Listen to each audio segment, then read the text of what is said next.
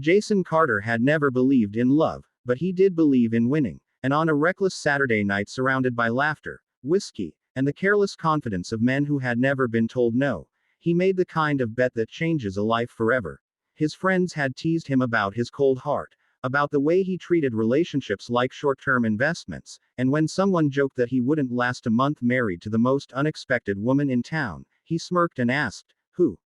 That was when they mentioned Emily Dawson, the quiet, soft-spoken woman who worked at her aunt's bakery, the woman everyone described as kind but plain, gentle but unremarkable, the last person anyone imagined standing beside Jason Carter, the charming real estate mogul who graced magazine covers and charity galas. Fueled by ego and the thrill of proving a point, Jason raised his glass and declared that he could not only date her but marry her within 3 months, and he would walk away untouched, unaffected, and victorious, and the laughter that followed sealed a promise none of them understood the weight of.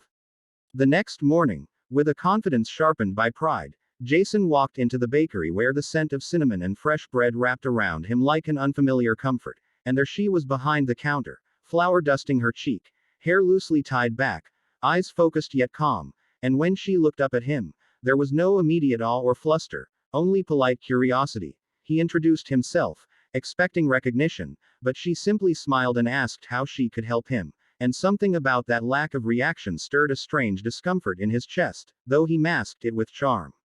Over the following weeks, Jason pursued her with calculated persistence, sending flowers, visiting daily, offering rides home, and inviting her to dinners that glittered with luxury. Yet Emily remained steady and grounded, never impressed by the extravagance, never dazzled by the spotlight he carried, and when he finally asked her why she treated him like any other man, she replied softly that money and reputation could never reveal a person's true character, and that answer lingered in his mind longer than he cared to admit.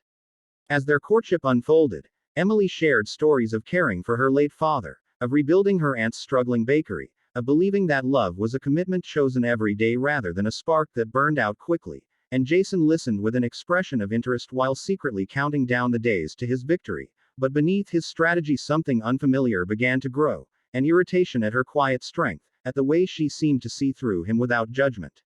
When he proposed in a grand public gesture designed to impress his friends rather than her, Emily hesitated, not because she doubted love, but because she believed marriage was sacred, and Jason, sensing the risk of losing the bet, did something unexpected. He lowered his voice, dismissed the crowd, and asked her sincerely, without spectacle, and in that quiet moment she said yes, believing she saw sincerity in his eyes. Their wedding was beautiful yet intimate, a gathering of townspeople and a few of Jason's skeptical friends who exchanged knowing glances as vows were spoken, and as Emily walked toward him in a simple white gown, her smile radiant with hope, Jason felt a flicker of guilt that quickly dissolved under applause. He told himself it was just a game, just a lesson in proving he could conquer even the purest heart, and when they sealed their vows with a kiss, he believed he had already won. But marriage was not the effortless performance he expected, because Emily did not transform into someone eager to orbit his world. Instead, she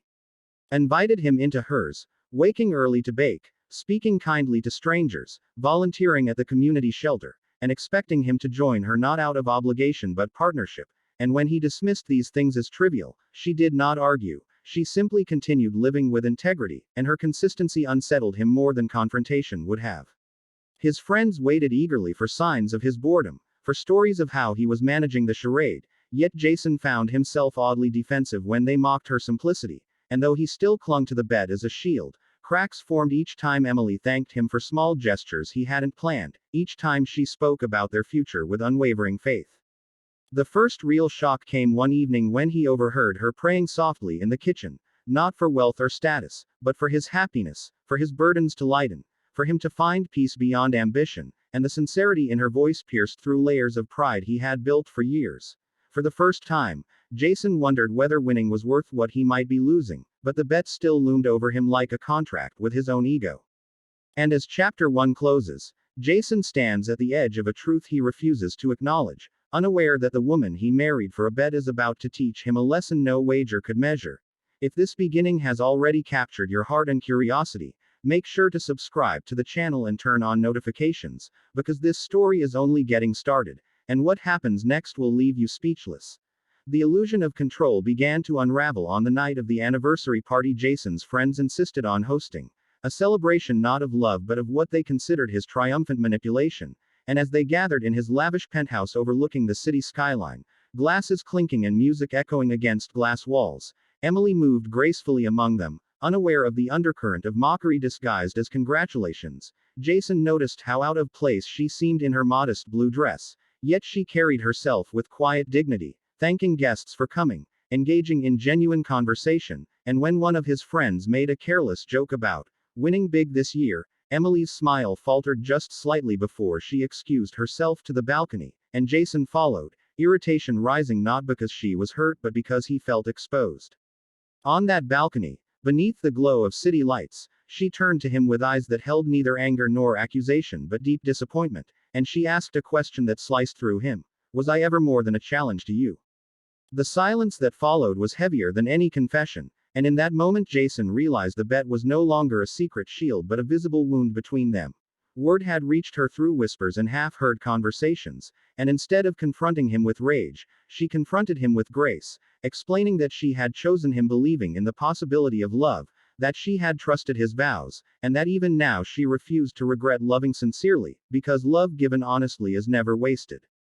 Jason tried to defend himself, to downplay the bet as harmless fun, but the shallowness of his own words disgusted him, and for the first time he saw himself not as the confident winner but as a man who had gambled with a heart far braver than his own.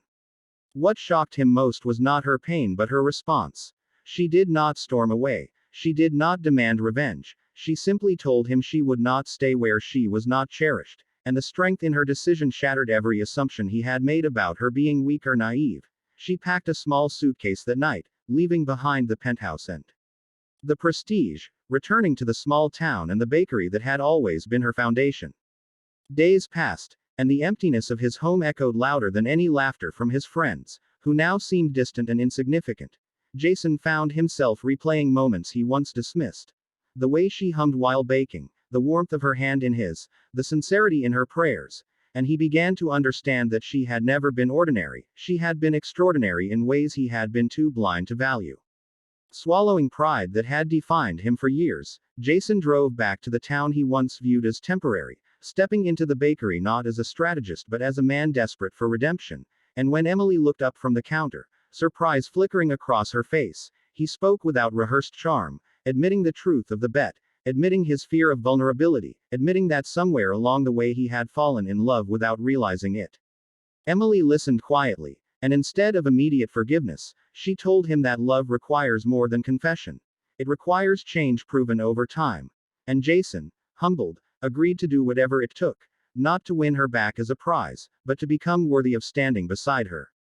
Weeks turned into months of consistent effort, of Jason volunteering at the shelter, learning the art of baking, repairing the bakery's finances without taking control, proving through actions that his transformation was not temporary. The townspeople watched skeptically at first, but sincerity has a way of revealing itself, and gradually trust rebuilt piece by piece. The final shock came not in grand gestures but in a quiet evening when Emily handed him a simple notebook filled with recipes and handwritten notes about dreams she once feared sharing, telling him she believed in second chances when they are earned, and in that moment Jason understood that the real victory was never about a bet, it was about becoming a man capable of authentic love. As they chose to renew their vows privately, without audience or applause, Jason realized he had lost the bet but gained something infinitely greater, a partnership built not on ego but on respect. And if this powerful journey moved you, inspired you, or reminded you that love can transform even the hardest heart, don't forget to subscribe to the channel and join us for part 2, because the next chapter of their life together will prove that redemption is only the beginning of an even greater story.